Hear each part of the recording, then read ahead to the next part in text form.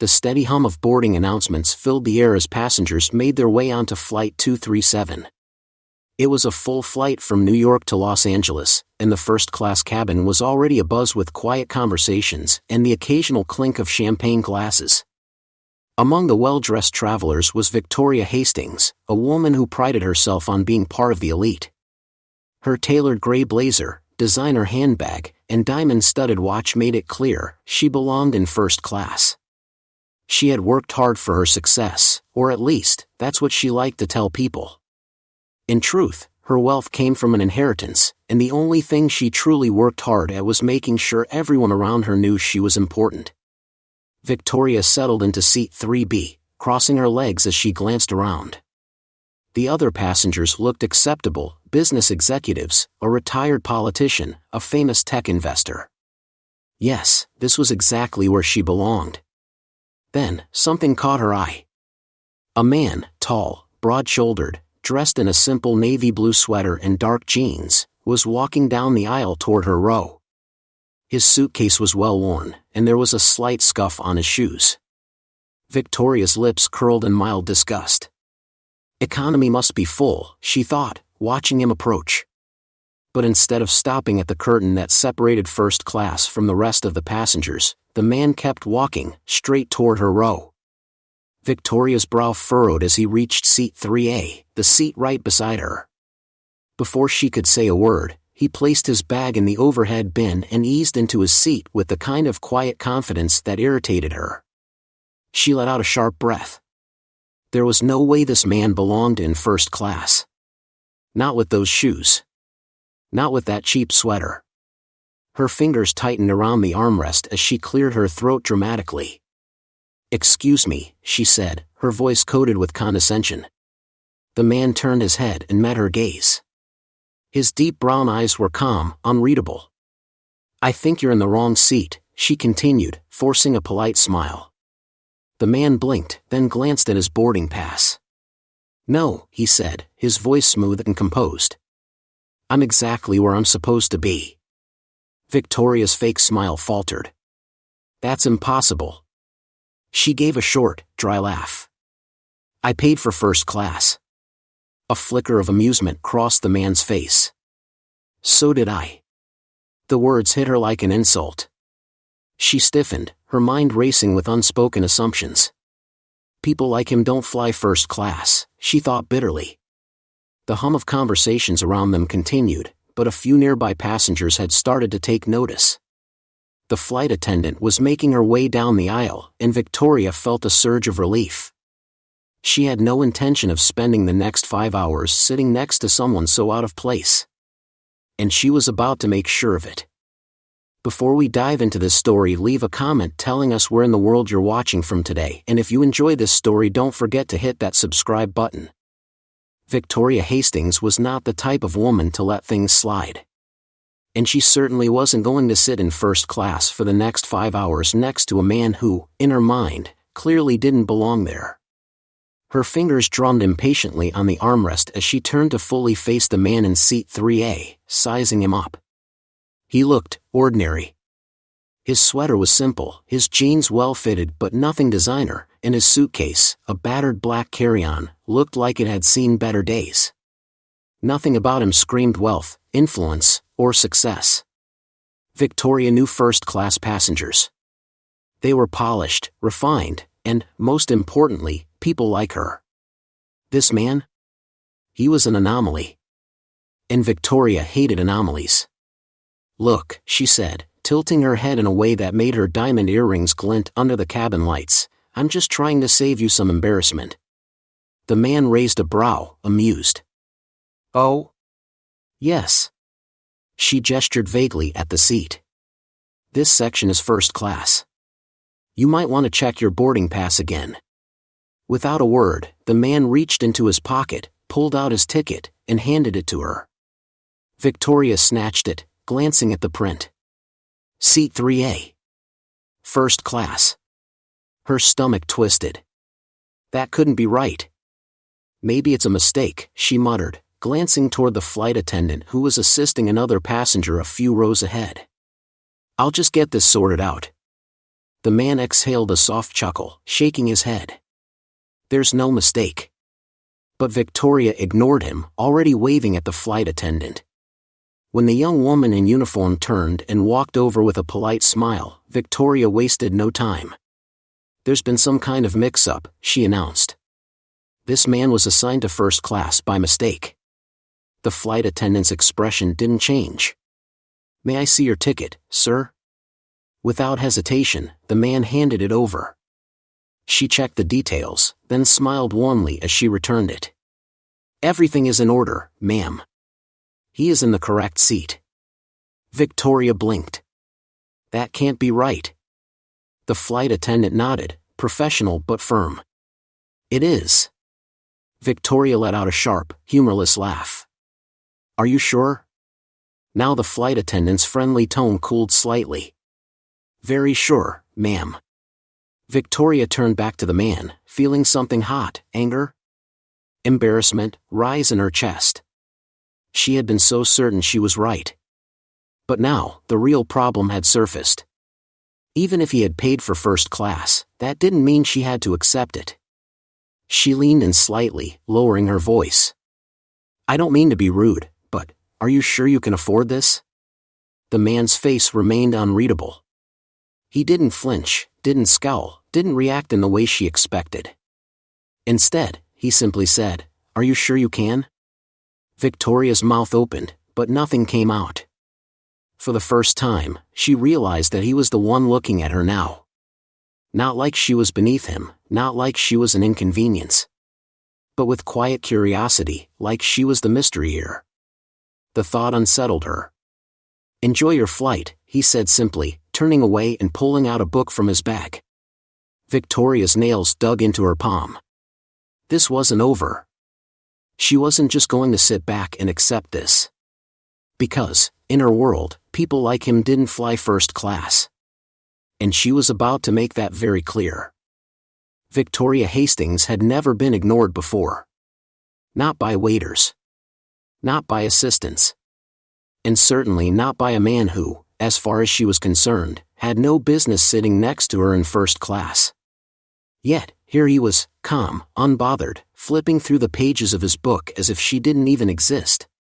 It made her furious.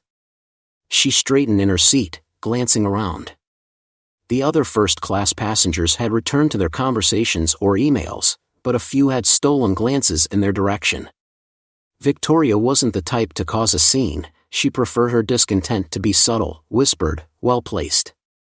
But this was different. She had to say something. With a sharp inhale, she turned toward him again. You know, first class has a dress code, she said, her voice light but laced with condescension. It's not exactly written down, but people who fly at this level usually present themselves a certain way. The man turned a page, barely acknowledging her. That's so? Victoria frowned. It's just that, well, it's a little strange, don't you think?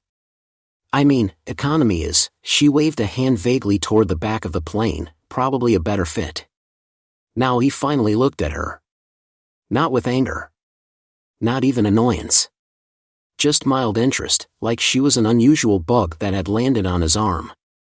What exactly are you trying to say? He asked, his voice steady. Victoria smiled, as if she were doing him a favor. I just think you might be more comfortable in economy. First class isn't exactly, for everyone. Silence. And then, wow, a voice muttered from the row behind them.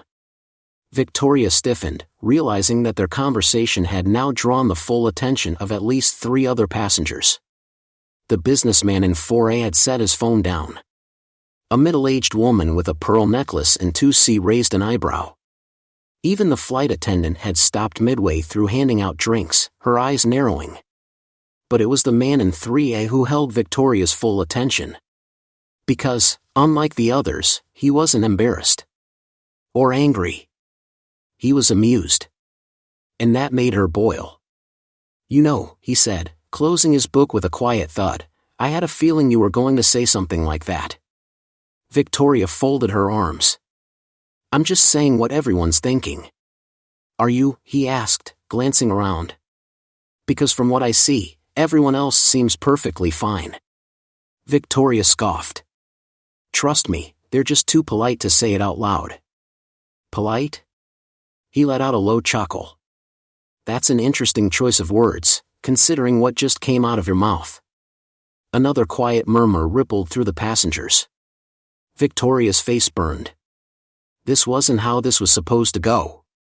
He was supposed to be apologetic, maybe a little embarrassed, not throwing her words back at her. She straightened. I just think first class should be reserved for people who, but before she could finish, a new voice interrupted. A voice that made the entire cabin go still. Ladies and gentlemen, this is your captain speaking. Victoria snapped her mouth shut, confused. The man in 3A leaned back, waiting. And then, the next words from the intercom changed everything. The voice over the intercom silenced the cabin. Conversations paused, champagne glasses stopped mid-air, and even the flight attendants froze in place. The timing of the announcement felt intentional. Victoria Hastings folded her arms, tapping an impatient nail against her sleeve.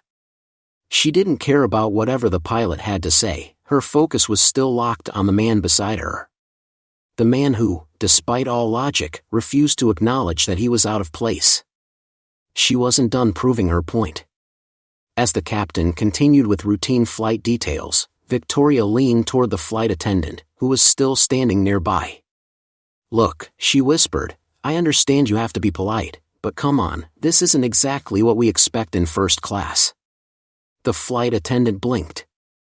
I'm sorry, ma'am, what do you mean? Victoria lowered her voice, her tone dripping with forced concern. I mean, just look at him. She gestured subtly toward the man in seat 3A, who was now sitting back with his arms crossed, watching her with something that looked dangerously close to amusement. Victoria continued. No offense, but first class isn't for people who just squeeze in because of some last-minute upgrade or airline mistake. It's for successful people, people who understand class and elegance. People who belong here. A thick silence hung in the air. The flight attendant's smile faded. Behind Victoria, a few passengers had clearly heard her.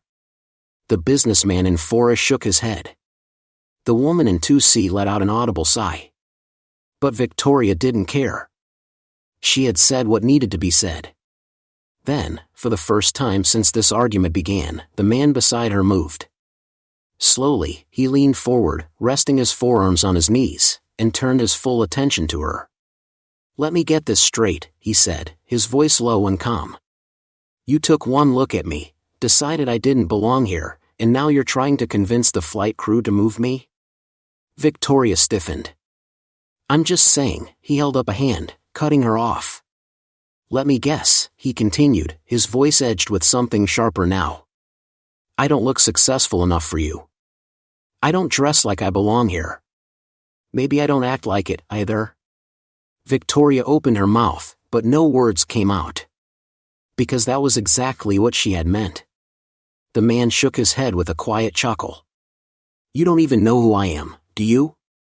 A flicker of unease crept into her chest. And then, the intercom crackled again. Before we take off, I'd like to take a moment to recognize a special passenger on board. The entire first-class cabin turned toward the speakers. Victoria's stomach dropped.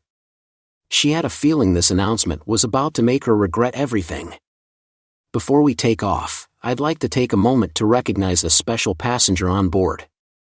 The intercom crackled with the captain's voice, and the first-class cabin fell into silence. Victoria Hastings felt her stomach twist. Something was wrong. She could feel it. The man beside her, seat 3A, the one she had been so determined to humiliate, wasn't smirking, wasn't smug. He was just watching her, waiting. As if he already knew what was about to happen. Seated in 3A, we have Dr. Elijah Morrison.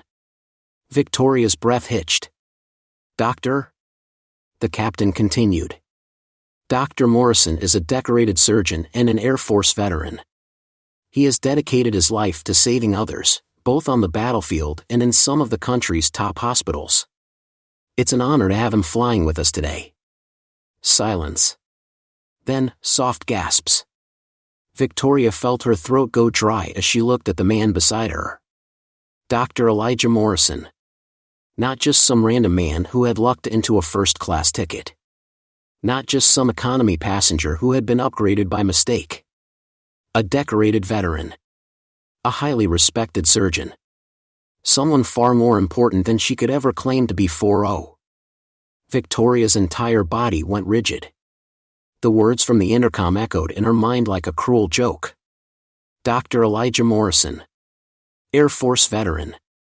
Decorated surgeon. She felt the weight of her own ignorance pressing down on her chest. Around her, the first-class cabin was abuzz with murmurs.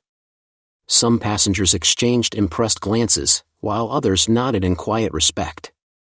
A few even turned toward seat 3A with admiration. But the worst part? Elijah wasn't gloating. He wasn't smirking or reveling in her embarrassment. He simply sat there, calm, composed, completely unaffected by the moment that had just shattered Victoria's arrogance. She swallowed hard, her mouth suddenly dry. The flight attendant, the same one she had whispered to only minutes ago, looked back at her with a raised brow, as if waiting to see what she would do next. Victoria's mind scrambled for something, anything, to say. An apology? A joke? A way to spin this? But there was no escaping the truth. She had judged him. Assumed he was beneath her. Treated him like he didn't belong. And now, she was the fool. She inhaled sharply and turned to him. I didn't realize. Elijah raised a hand, stopping her mid-sentence. You didn't care to realize.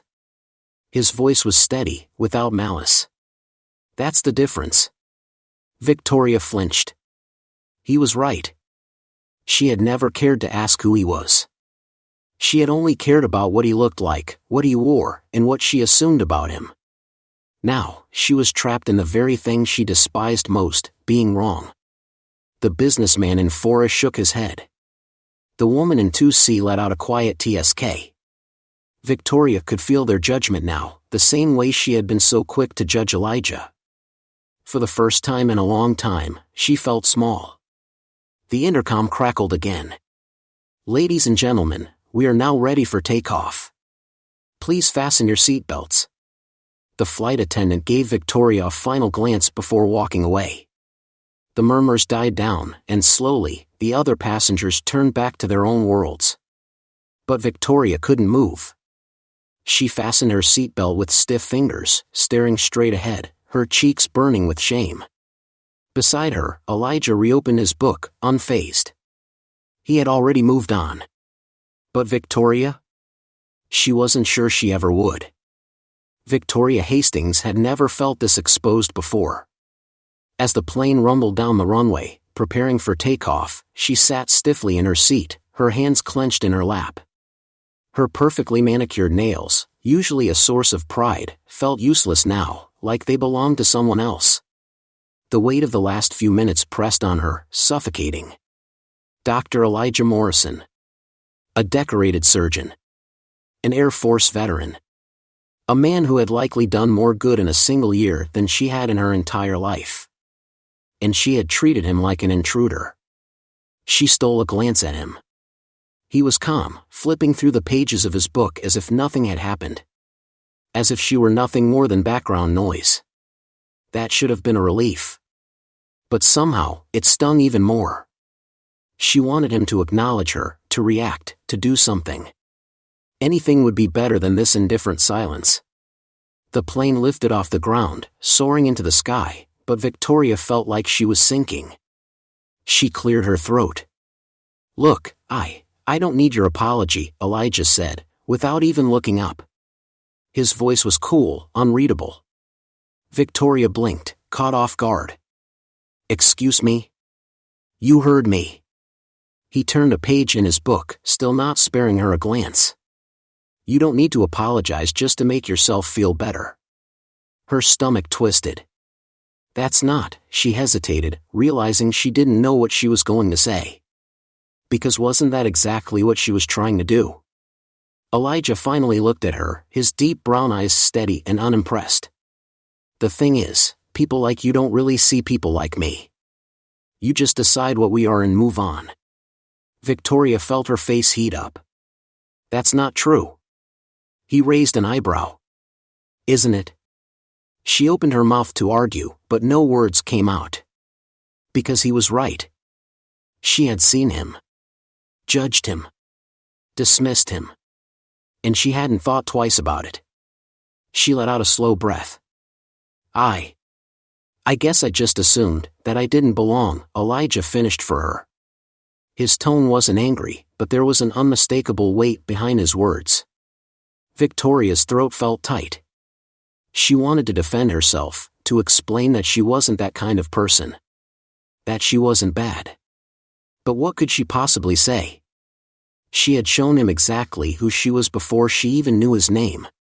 The silence between them stretched. For the first time in a long time, Victoria Hastings. Victoria Hastings had always considered herself an expert in social situations. She knew how to command a room, how to influence people, how to make herself appear untouchable.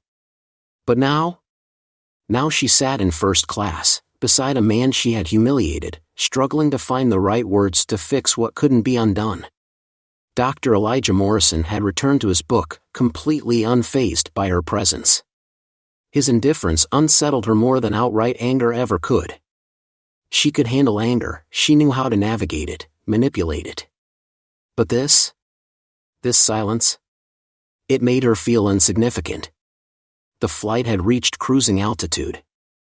The seatbelt sign blinked off. Flight attendants moved through the aisles, offering drinks and warm towels, but Victoria barely noticed. She was too consumed by the realization that she had made a mistake, a big one. Swallowing her pride, she turned to him. I know you don't want an apology, she said softly, but I am sorry.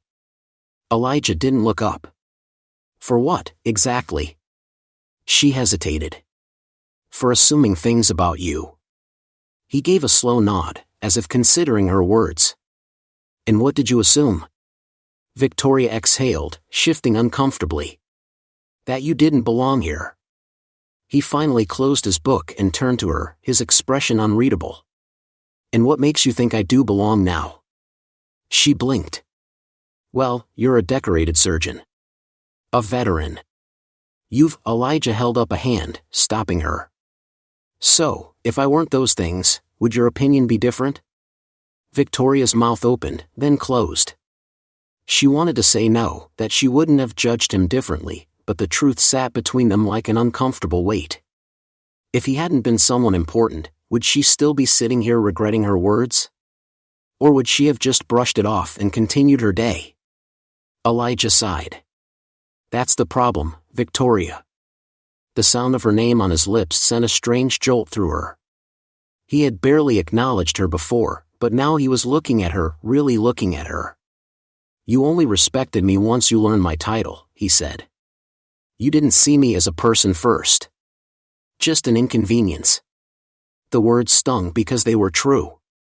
Victoria had prided herself on being cultured, sophisticated, someone who understood the world. But in that moment, she felt small. Shallow. She clenched her hands together, forcing herself to face the truth. I was wrong. Elijah studied her for a long moment. Then, to her surprise, he gave a small, almost imperceptible nod. Yeah. You were. The flight attendant approached with a tray of champagne, interrupting the moment. Victoria took a glass, but the drink suddenly didn't taste as sweet as she thought it would. For the first time in her life, she was beginning to wonder if she had been looking at the world the wrong way all along. Victoria Hastings had never been forced to sit with her own mistakes before. She had always been able to talk her way out of trouble, to spin a situation in her favor, to brush off an awkward encounter with the confidence that she was right. But this time, there was no escape. Dr. Elijah Morrison had called her out without raising his voice, without making a scene.